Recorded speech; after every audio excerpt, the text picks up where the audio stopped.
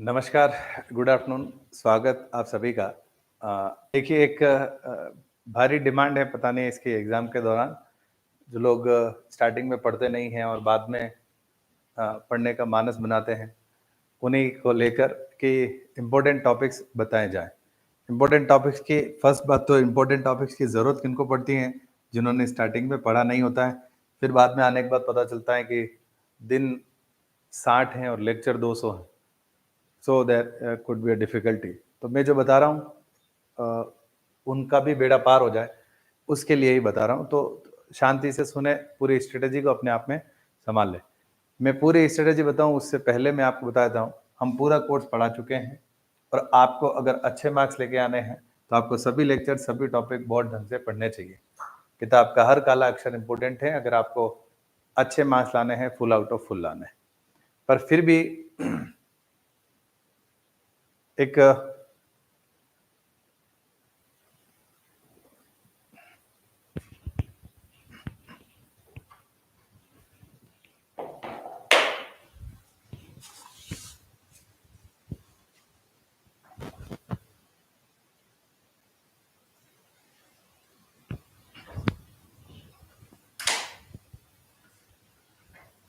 फिर भी मैं कोशिश करूँगा कि आपको कम से कम समय में 2-3 पॉलिसी आपको बता देता हूँ स्ट्रैटेजी कि ये चेक करना है तो क्या करना है, ये करना है तो क्या करना है, इसके बारे में ऐसे अलग-अलग पॉलिसी बता रहा हूँ। आप कौन-से में फिट बैठते हैं, आपको वो काम कर लेना है, ठीक है ना? तो नाउ अभी एग्ज़ाम के दृष्टिकोण से मैं कुछ खास बात बता रहा हूँ। 5 यूनिट हैं अपनी, ठीक है ना? Unit number 1, 2, 3, 4, 5। कम पढ़ के भी जिनको बहुत अच्छा स्कोर करना है, तो स्ट्रैटेजी हमारी ये रहती है 3 यूनिट पूरी पढ़ें, 2 यूनिट आधी-आधी पढ़ें। यस, 3 यूनिट पूरी, 2 यूनिट आधी, आपका ऑलमोस्ट 90 प्लस परसेंटेज का काम इससे बनता है, ठीक है ना? मैं उसके बारे में बता देता हूँ। तो जब अबव 90% की पॉलिसी, यही इसके बारे में बता दे रहा हूँ। अबव 90% जो आप अगर लाना चाहें तो इस पॉलिसी को ज़रूर फॉलो करें। 3 यूनिट तो पूरी, यस। तो 3 यूनिट पूरी कौन-कौन सी पढ़नी है उसके बारे में बताता हूँ। Unit number 2, unit number 3 and unit number 4। ये तीनों यूनिट आप पूरी पढ़ें, पूरी पढ़नी है, फुल कंप्लीट इनको करना है आपको, पहली बात तो। और जो हाफ यूनिट पढ़नी है वो है unit number 1, unit number 1 and unit number 5। ये यूनिट आप हाफ पढ़ सकते हैं क्योंकि एक भाग का दूसरे वाले से कोई लेना देना नहीं है। इनमें क्या है कि आधे भाग का आगे वाले से लेना देना है तो आप पढ़ नहीं सकते हैं। तो ये आप हाफ यूनिट इनको पढ़ लें। अब इनमें से हाफ कौन सा है पहले वो बता देता हूँ। तो इससे क्या होगा, आपको टोटल 5 यूनिट है, आधी-आधी यूनिट मैंने काट दी, तो आपको 4 यूनिट ही पढ़नी पड़ेगी अच्छे मार्क्स लाने के लिए। फिर उसके बाद और भी आप कम पढ़ना चाहते हैं, तो उससे कम की एक स्ट्रैटेजी और बताऊँगा, आप वो भी फॉलो कर सकते हैं, जिसमें इंपॉर्टेंट टॉपिक्स बताऊँगा कि इनमें से भी अगर आपको, ये तो पढ़ेंगे ही हम, इनमें से भी हम कुछ सेलेक्टेड टॉपिक्स ही पढ़ें कि हमारा काम 60% तक का हो जाए, फर्स्ट डिवीज़न बने ऐसा काम, या फिर पास हो सकें ऐसा काम हो, तो उसके बारे में बताऊँगा। पहले इन दोनों के कौन से सेक्शन आपको पढ़ने चाहिए। ये है पहला यूनिट, सिलेबस आपके सामने है। 4 भाग में इसको दिया हुआ है वैसे तो, और हम इसके बारे में और भी डिटेल बात करेंगे। स्लाइड लाइन मैंने ऐसे कर दिया है, मैं इंपॉर्टेंट टॉपिक्स को हाईलाइट करूँगा, ठीक है ना? पहले आप क्लियर करें। इसके अंदर एक फॉर्मेट प्रिंसिपल है, यस। आप अगर आधा यूनिट इसका करना चाहते हैं, तो मैं ये मानता हूँ कि वैसे मैं पहले इंपॉर्टेंट टॉपिक बता देता हूँ कि इसके इंपॉर्टेंट टॉपिक कौन-कौन से हैं। इंपॉर्टेंट टॉपिक है इसका फॉर्मेट प्रिंसिपल। ये फॉर्मेट प्रिंसिपल लिखा है, जो फॉर्मेट नहीं है ये फॉर्मेट है। फॉर्मेट प्रिंसिपल, इसका रिफ्लेक्शन और ट्रांसमिशन के जो रूल्स अपन का डेरिवेशन करते हैं ना, लॉ ऑफ रिफ्लेक्शन का और लॉ ऑफ रिफ्रैक्शन का, उसका डेरिवेशन करते हैं, तो फॉर्मेट प्रिंसिपल वो वाला भाग जरूर करें। सिंपल है, इंपॉर्टेंट है। इसके अलावा ये 2 आईपीस हैं, रेम्सडे आईपीस और हाइगेन आईपीस, ये दोनों भी जरूर करें। तो पहला और आखिरी टॉपिक इसमें बहुत ही महत्वपूर्ण है, ये करके जाना ही है। इसके अलावा आप और अगर पढ़ना चाहें तो क्रोमेटिक एबेरेशन जरूर पढ़े, क्रोमेटिक एबेरेशन, ठीक है ना। क्रोमेटिक एबेरेशन पढ़ लें, क्योंकि जब भी इससे क्वेश्चन बनाने की संभावना रहेगी आपको, एक क्वेश्चन यहाँ ऊपर वाले भाग से बनता है और एक क्वेश्चन यहाँ नीचे। इधर इसमें एक थिक लेंस का डेरिवेशन जो भाग आता है वो भी महत्वपूर्ण है, ठीक है ना, इंपॉर्टेंट है उसको भी। थिक लेंस का जो डेरिवेशन है, तो जो कार्डिनल पॉइंट्स वाला भाग कहें तो आप अगर आधे यूनिट पढ़ना चाहें तो वो आपके ऊपर है कि आप स्टार्टिंग वाली आधी यूनिट पढ़ते हैं या आगे वाली आधी यूनिट, वो आपको तय करना है। लेकिन फिर भी आप इनमें से कुछ इंपॉर्टेंट सेक्शन अगर देखना चाहें वो मैं आपको बता चुका हूँ। क्रोमेटिक एबेरेशन इंपॉर्टेंट है, वैसे तो shift character plate, oil immersion, ये भी एग्जाम में पूछे गए टॉपिक हैं, ठीक है ना। लेकिन क्रोमेटिक एबेरेशन इज इंपॉर्टेंट, इसके रिलेटेड जो भी डेरिवेशन है वो, और कॉमन टाइप ऑफ आईपीसेस जिसमें रेम्सडे और हाइगेन, ये जरूर पढ़ लें। तो नीचे वाले भाग में सिर्फ आपको ये दोनों पढ़ लेने हैं, रेम्सडे और हाइगेन आईपीस, और अदरवाइज क्रोमेटिक एबेरेशन, और ऊपर आपने फर्मेट प्रिंसिपल को देख लिया है। कार्डिनल पॉइंट्स और थिक लेंस पढ़ते हैं तो और भी बढ़िया है, ये भी बताता हूँ। चलो, cardinal points of A system, ये भी इंपॉर्टेंट टॉपिक है। Cardinal points of A system, जितने भी कार्डिनल पॉइंट्स आ गए, और इसके अंदर थिक लेंस और लेंस कॉम्बिनेशन, मैं इसको यहाँ तो नहीं कर पाऊंगा, मैं अंडरलाइन कर दे रहा हूँ।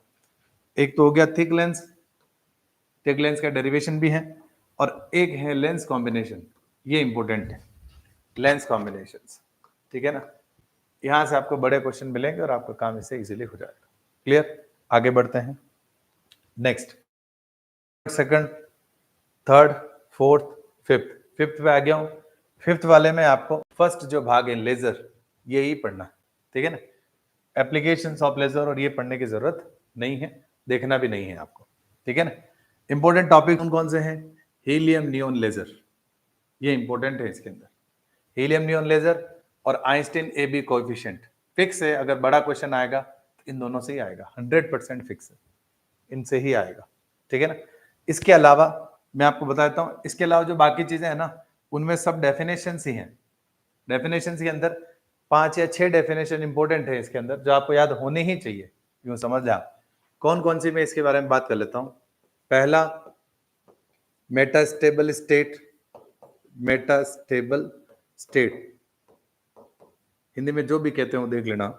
दूसरा, पॉपुलेशन इन्वर्जन, जनसंख्या व्युत्क्रमण जिसको कहें, पॉपुलेशन इन्वर्जन।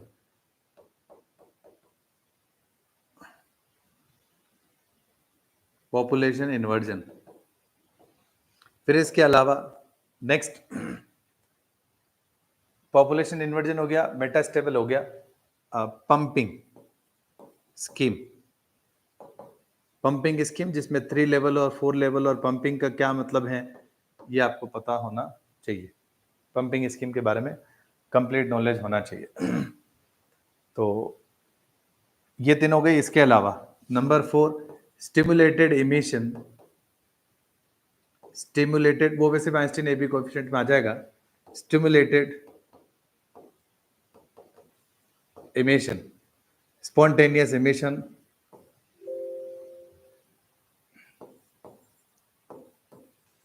स्पॉन्टेनियस इमिशन, इनकी परिभाषाएं जरूर पढ़ के जाएं, जरूर पढ़ के जाएं, ये आपको डायरेक्टली इनडायरेक्टली मिलेगी।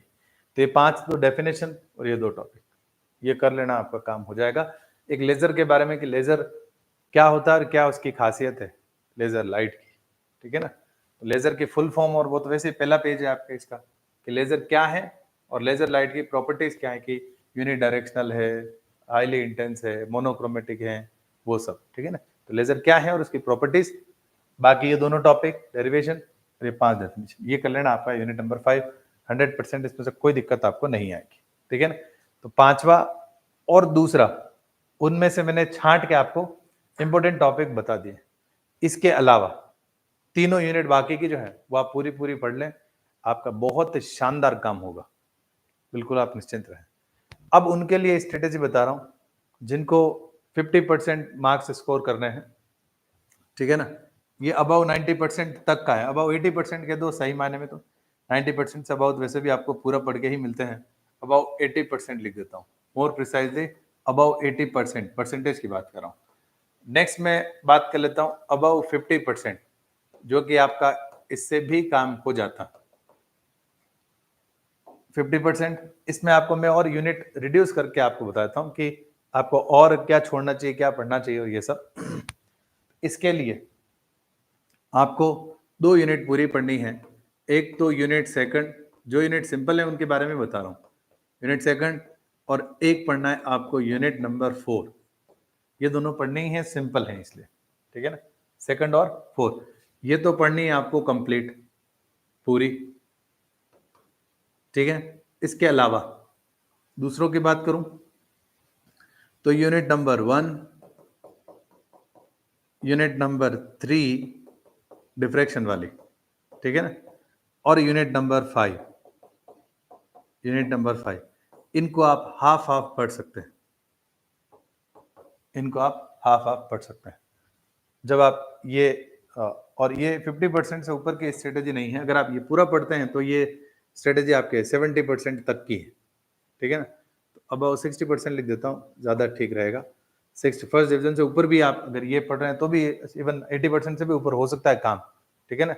ये मैं कम से कम बता रहा हूँ, ज़्यादा ही होगा इसमें भी 80% कम बताया मैंने, ज़्यादा ही होगा, 90% से ऊपर का ही है वो, ये भी इसका ही। लेकिन अब जिनको लग रहा है कि हम मतलब पास होना मुश्किल है, तो मैं इंपॉर्टेंट टॉपिक बता रहा हूँ, कम से कम जिन यूनिट जब भी हाथ लगे उनसे उनके बारे में उन टॉपिक्स को जरूर पढ़ें। जैसे पहले यूनिट में मैंने आपको कहा, इसके अंदर मेंशन भी किया, इंपॉर्टेंट टॉपिक बता चुका हूँ, तीसरी 5वीं में भी मैं बता चुका हूँ, ठीक है ना। अब मैं तीसरी में आ जाता हूँ कि तीसरी के सिर्फ इंपॉर्टेंट टॉपिक ही पढ़ने हो तो कौन कौन से पढ़े जाए, बाकी पूरा पढ़ना है जिनके तो उनको तो बता ही दिया मैंने। यूनिट नंबर 3, यूनिट नंबर 3 में फ्रेजनल्स थ्योरी ऑफ जोन प्लेट, ये इंपॉर्टेंट टॉपिक है। Zone plate with multiple foci, या जोन प्लेट लिख दो, जोन प्लेट वाला जो भी भाग है वो आपको पढ़ना है, बहुत ही इंपॉर्टेंट, बहुत इंपॉर्टेंट है। जोन प्लेट से पहले का हाफ पीरियड जोन्स का जो डेरिवेशन है ना वो, और जोन प्लेट, इनको जरूर पढ़ें, अच्छे से पढ़ के जाएं। इसके अलावा प्लेन डिफ्रैक्शन ग्रेटिंग और कनकेव ग्रेटिंग, ये जो ग्रेटिंग है ये बहुत ही इंपॉर्टेंट, ये दोनों टॉपिक आप पढ़ के जाएं, लगभग आपका काम इन दोनों से एक क्वेश्चन मिलेगा, 100% मिलेगा, आपका काम हो जाएगा। इसके अलावा आप रिजोल्विंग पावर सबका पढ़ जरूर लें। रिजोल्विंग पावर 4 के हैं, एक है टेलीस्कोप का, एक है माइक्रोस्कोप का, telescope, microscope, grating and prism, इन 4 के हैं। तो 4 में से तो कोई सा भी आ सकता है यार, 4 में से कोई सा भी आ सकता है। ये 4 तो रिजोल्विंग पावर, ग्रेटिंग और हाफ पीरियड जोन, बस डायरेक्ट ये पढ़ें, आपका काम हो जाएगा। अदरवाइज सर्कुलर अपर्चर डिस्क और आने में तो कुछ भी आ सकता है, पर फिर भी आपका काम मोटा मोटी इसमें से इंपॉर्टेंट जो सेक्शन है वो मैं आपको बता चुका हूँ, इससे आपका काम हो जाएगा, ठीक है। अब बाकी अदरवाइज इंपॉर्टेंट तो सब ही है, पर इनमें से आपको एक क्वेश्चन मिलेगा जरूर, 100%, ठीक है ना। अब अपन आ जाते हैं दूसरी यूनिट और 5वीं यूनिट के, चौथी यूनिट के ऊपर, ठीक है ना। इंपॉर्टेंट इवन ये भी है, पर इसमें से महत्वपूर्ण भाग जो फिक्स है कि इनसे क्वेश्चन मिलेगा आपको, उसके बारे में एक बार मैं बताता हूं, जो ज्यादातर केस में मिलते हैं। इसके अंदर Newton's ring, very very important topic, Newton's ring बहुत ही महत्वपूर्ण टॉपिक, इसको जरूर करके जाएं। इसके जितने भी क्वेश्चन है बहुत शानदार तरीके से करके जाएं। और माइकलसन इंटरफेरोमीटर, बहुत ही इंपॉर्टेंट टॉपिक है ये दोनों, और दोनों जरूर करके जाएं। इवन इसके अलावा तो आपका कुछ खास करने की जरूरत भी नहीं पड़ेगी। एक फेब्री पेरेट इंटरफेरोमीटर, ये और कर लेना। बाकी लोएट्स मिरर और ये तो इतना कुछ खास नहीं है, ये 3 टॉपिक कर लेना बस, ठीक है ना। ये 3 टॉपिक कर लेना, इस यूनिट में फिक्स से आपको इसका क्वेश्चन मिलेगा ही मिलेगा, ठीक है ना। इनके लेक्चर आप उसमें से देखें, और लेक्चर शीट में हमने आर क्लासेस के एप्लीकेशन पे डाल भी रखा है कि कौन से लेक्चर में कौन से टॉपिक मिलेंगे। अभी एग्जाम के समय वो बहुत काम आएगी, ठीक है ना। पीडीएफ जाके देखें, उससे आपको पता चल जाएगा, ठीक है ना। नेक्स्ट आता, ये तो मैं बता ही चुका हूँ इसके इंपॉर्टेंट टॉपिक, इसके बता देता हूँ। यूनिट नंबर 4, यूनिट नंबर 4 जैसे डिस्पर्शन स्कैटरिंग एक भाग है, और एक भाग में आपका पोलराइजेशन है। पोलराइजेशन के अंदर थ्योरी ऑफ डबल रिफ्रैक्शन, ठीक है ना, इनको जरूर पढ़ लें। इसके अंदर वैसे थ्योरी ऑफ डबल रिफ्रैक्शन में एक अलग से अपन ने रूल्स लिखे हुए हैं थ्योरी ऑफ डबल रिफ्रैक्शन के, ठीक है ना, उसमें सब आ गए हैं, उनका एक्सप्लेनेशन तो महत्वपूर्ण भाग जो इसके अंदर है, वैसे ये यूनिट में से आप पर्टिकुलरली कोई भाग निकाल नहीं सकते हैं, ये पूरा ही पहला जो भाग है ये आपको पढ़ना होगा। तो मैं आपको इसके बारे में फिर भी आप चाहें, बेबिनेट कंपेंसेटर ये इंपॉर्टेंट है, पोलेरीमीटर ये भी इंपॉर्टेंट है। पोलेरीमीटर इंपॉर्टेंट टॉपिक है जिससे अपन स्पेसिफिक रोटेशन मेजर करते हैं, इसका प्रैक्टिकल भी है आपके कॉलेज में, तो इसलिए ये महत्वपूर्ण है। बाकी फेज रिटार्डेशन प्लेट जिसमें हाफ वेव प्लेट और quarter wave plate, very very important topic है। मेलस लॉ है ही है, और इसके अलावा डबल रिफ्रैक्शन की जो थ्योरी है ये, तो 1 2 3 4 5 ये पांचों टॉपिक इंपॉर्टेंट हैं, आप इनको जरूर पढ़ें। वैसे भी आप डबल रिफ्रैक्शन की थ्योरी देखेंगे यूनिएक्सियल क्रिस्टल और इसके बारे में, तो वो वाला भाग आ जाएगा। फिर आप इसमें मेलस लॉ और फेज रिटार्डेशन प्लेट पढ़ लेंगे, फिर ये दोनों पढ़ेंगे, तो लगभग ये ऊपर वाला भाग वैसे भी कंप्लीट भी हो जाता है। लेकिन फिर भी अगर आप चाहें कि इम्पोर्टेंट ही बताएं आप, तो इन टॉपिक्स को आप जरूर करके जाएं, ठीक है ना, तो आपका काम हो जाएगा। अगर मैंने जो इम्पोर्टेंट सेक्शन आपको सभी चैप्टर्स के अंदर बताए हैं कि आप तो दूसरा कुछ नहीं पढ़ेंगे, हम तो जिन चैप्टर में से आपने इंपॉर्टेंट टॉपिक बताए हैं, हम तो सिर्फ वो टॉपिक ही पढ़ेंगे, तो भी मैं आपको कह रहा हूँ 50% से ऊपर मार्क्स आपके मिलेंगे आपको, ठीक है ना, अगर सभी करते हैं तो, और उनके सही क्वेश्चन आप एग्जाम में भी कर पाते हैं तो 50% स्कोर आपका रहेगा। अदरवाइज इसकी कोई गारंटी नहीं है कि हमने बताए हैं उससे ही आपका काम होगा और उससे ही आएगा। 100% इसकी गारंटी हम नहीं दे सकते हैं, लेकिन फिर भी हमारे अनुभव से, मैं खुद पेपर बना रहा होता, इन टॉपिक्स के ही क्वेश्चन मिलते, 50% तो इनके ऊपर क्वेश्चन मिलते ही मिलते। आप कोई सा भी पेपर उठा के देखना, जो टॉपिक मैंने आपको बताए हैं इनके क्वेश्चन आपको मिलेंगे ही मिलेंगे, ठीक है ना। तो ये स्टेटमेंट मेरा उन लोगों के लिए है जिनको लगता है कि हमें, हमारी तैयारी समय कम है और हमें कम समय में ज़्यादा एक्वायर करना है। तो इन्हीं आशा और उम्मीद के साथ कि आप पॉलिसी के अकॉर्डिंग जो पढ़ना चाहें, तो मैंने एक बार के लिए आपको बेसिक चीज़ें बता दी। एक तो ये भाग हुआ। अब मैं एक और बता देता हूं कि जिनको सिर्फ पास होना है, जिनको सिर्फ पास होना है, ठीक है ना, पासिंग स्ट्रेटजी।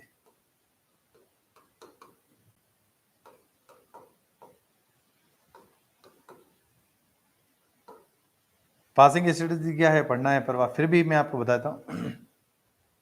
पासिंग स्ट्रेटजी सबसे शानदार है। आप एक पढ़ें यूनिट नंबर 2,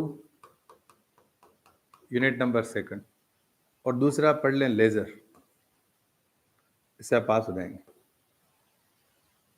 यूनिट नंबर 2 और लेजर ये पढ़ लें, यूनिट 2 और लेजर, क्योंकि एक यूनिट पूरा और एक यूनिट हो गया आपका आधा।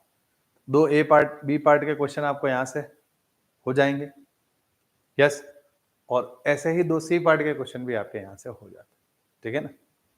संयोग, ये पास होने की रिस्क कि मैं इतना कम से कम एक दिन में भी आप 5-10 लेक्चर, 8 लेक्चर इसके देख के और 2 लेक्चर या 3 लेक्चर इसके हैं वो देख के चले जाओ, एग्जाम लिख के आ जाए, तो भी आपका काम इससे बन सकता है। पर रिस्क जरूर इसमें रहेगी, हो सकता है थोड़ी बहुत इधर उधर की मदद की जरूरत आपको पड़े, पर ये सबसे कम पढ़ना है, क्योंकि ये सबसे सिंपल भाग है, ये सबसे सिंपल वाला भाग है। आप ऑप्टिक्स में कहीं भी देखेंगे तो इसमें इससे सिंपल कुछ भी नहीं है, और ये यूनिट छोटे भी हैं थोड़े।